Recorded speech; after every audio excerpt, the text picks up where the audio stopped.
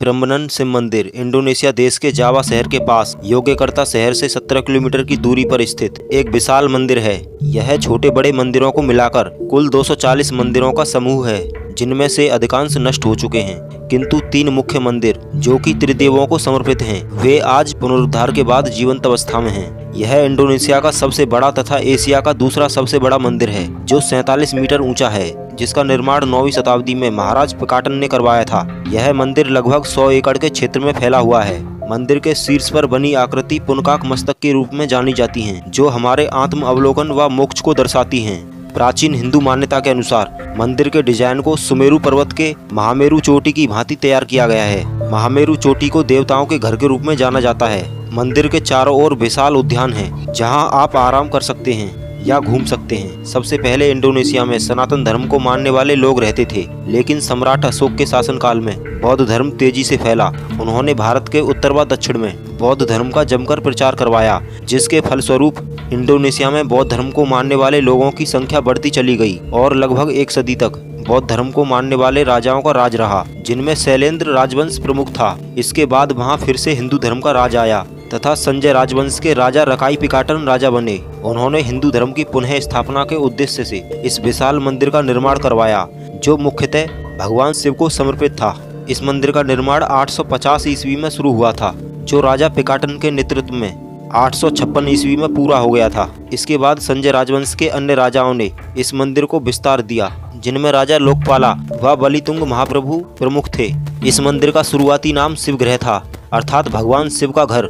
मंदिर के पास ओपक नदी बहती थी, जिसकी दिशा को मंदिर निर्माण के लिए मोड़ दिया गया था, ताकि मंदिर को और बड़ा स्थान मिल सके। इसके साथ ही बाद के राजाओं द्वारा इसे और विस्तार दिया गया व मुख्य मंदिर के चारों ओर अन्य छोटे मंदिर क्रमानुसार बनाए गए। लगभग 1 सदी तक विभिन्न राजाओं द्वारा मंदिर का निर्माण जारी रखा गया और इसे विस्तार दिया गया। फिर 10वीं सदी में इस्याना राजवंश ने मध्य जावा से पूर्वी जावा को अपनी राजधानी बना लिया और इस क्षेत्र को छोड़ दिया गया। ऐसा उस क्षेत्र में ज्वालामुखी के बढ़ते प्रभाव के कारण किया गया था, जिसके बाद यह जगह खाली रहने लगी और धीरे धीरे भुला दी गई। मंदिर के चारों ओर विशाल जंगल, पेड़ पौधे, खरपतवार इत्यादि फैलने से यह स्थान कई सदियों तक अनदेखा रहा। कुछ सदियों बाद जब भारत की भूमि पर मुगलों के आक्रमण बहुत ज्यादा बढ़ गए थे, तो उससे इंडोनेशिया भी अछूता नहीं रहा। उस समय यहाँ सनातन व बौद्ध धर्म को मानने वाले लोगों का व्यापक नरसंहार हुआ। मंदिर, गुरुकुल इत्यादि तोड़ दिए गए व सब लूट लिया गया। इन मंदिरों में प्रम्बनन शिव मंदिर भी था, जहां मुगल आक्रांताओं ने भीषण तबाही मचाई। फिर 16वीं शताब्दी में आए विनाशकारी भूकंप ने यहां और तबाही मचाई, जिसने प्रम्बनन शिव मंदिर के बचे हुए मंदिरों को भी ध्वस्त कर दिया। इसमें मुख्य मंदिर भी बुरी तरह क्षतिग्रस्त हुआ तथा आसपास के अन्य छोटे मंदिर इत्यादि सब टूट गए और खंडर में बदल गए, और ये वर्षों तक ऐसे ही गुमनामी में पड़े रहे। इसके बाद यहाँ पर अंग्रेजों व डच का शासन आया। उनके अधिकारियों और पुरातत्व विभाग के लोगों द्वारा समय समय पर मंदिर को जाकर देखा गया तथा मंदिर की विशालता को देखकर वे बहुत आश्चर्यचकित हुए। आसपास के जावानीज लोगों ने इसके इतिहास के बारे में भी उन्हें बताया। आखिर में डच के राजाओं ने मुख्य मंदिर का पुनः निर्माण करवाने का निर्णय लिया।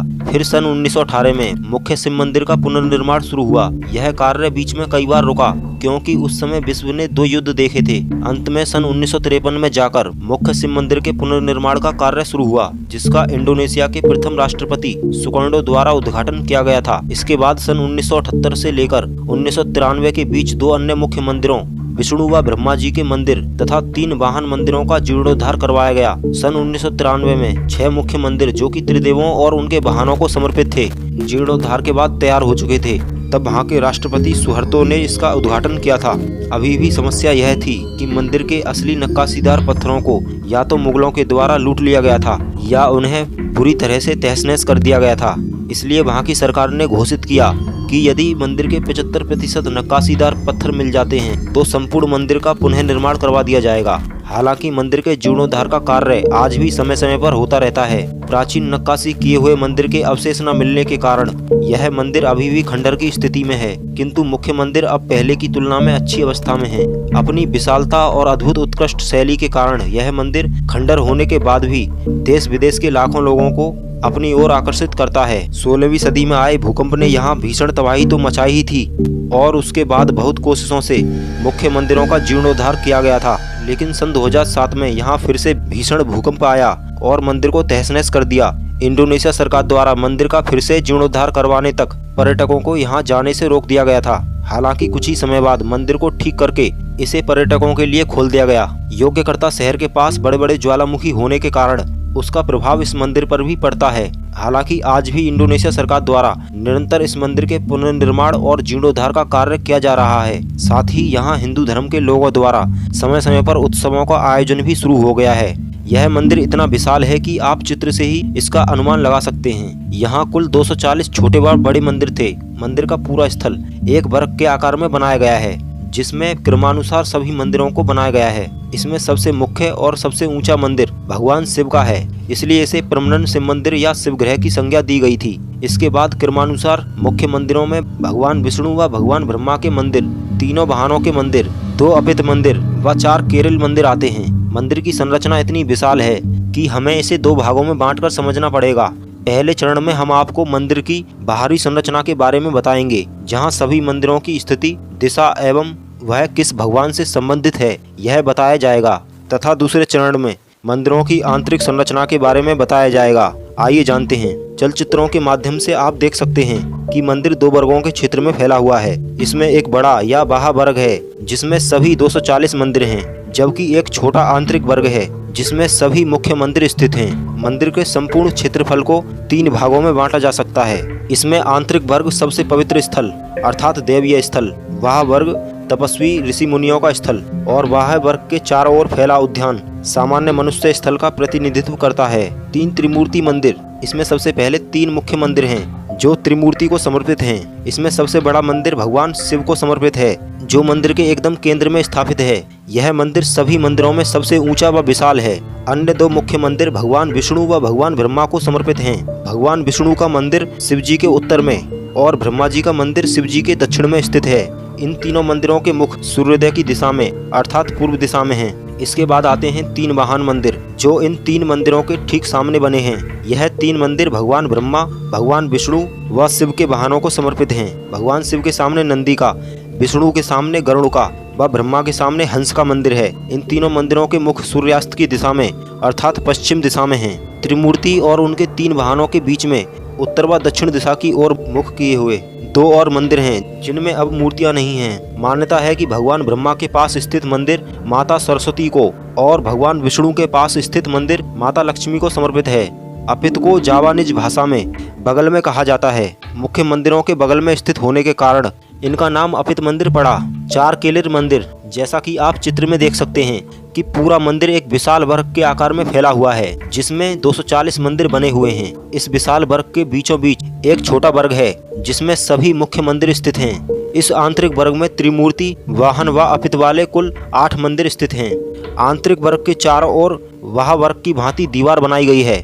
इस वर्ग में प्रवेश करने के लिए चारों दिशाओं से 4 अन्य मंदिर बनवाए गए हैं, जिन्हें केलिर मंदिर नाम दिया गया है। 224 पेरवाड़ा मंदिर। फिर चारों दिशाओं में क्रमानुसार एक पंक्ति में 4-4 मंदिरों का निर्माण किया गया है, जो कि अपने आप में अद्भुत है। इस तरह कुल 224 मंदिर चारों दिशाओं में बनाए गए हैं, जिनमें प्रत्येक की ऊंचाई 14 मीटर है। इनके चारों दिशाओं में 44, 52, 60 व 68 के क्रम में बनाया गया है। मंदिर के चारों कोणों में स्थित 4-4 मंदिर, कुल 16 मंदिर 2 दिशाओं में खुलते हैं व अन्य 208 अपनी ओर की दिशा में बाहर की ओर खुलते हैं। इसे आप चित्र में दिए गए निशान के आधार पर अच्छे से समझ सकते हैं। इनमें से ज्यादातर मंदिर क्षतिग्रस्त हो चुके हैं या खंडर की स्थिति में हैं, हालांकि कुछ का पुनः निर्माण हुआ है। 4 पतोक मंदिर। आंतरिक वर्ग की भांति बाह्य वर्ग के चारों ओर भी एक मजबूत दीवार का निर्माण करवाया गया था। इसमें भी चारों दिशाओं से 4 मंदिरों का निर्माण किया गया था, जिसमें से होकर मंदिर के अंदर प्रवेश किया जा सकता है। इन्हीं चारों मंदिरों को पतोक मंदिर के नाम से जाना जाता है। इस तरह यहाँ कुल 240 मंदिर हैं, जिनमें अंदर के वर्ग में कुल 8 मंदिर। इसमें प्रवेश करने के लिए चारों दिशाओं में 4 मंदिर तथा बाहरी वर्ग में 224 मंदिर व उसमें प्रवेश करने के लिए चारों दिशाओं में 4 अन्य मंदिर स्थित हैं।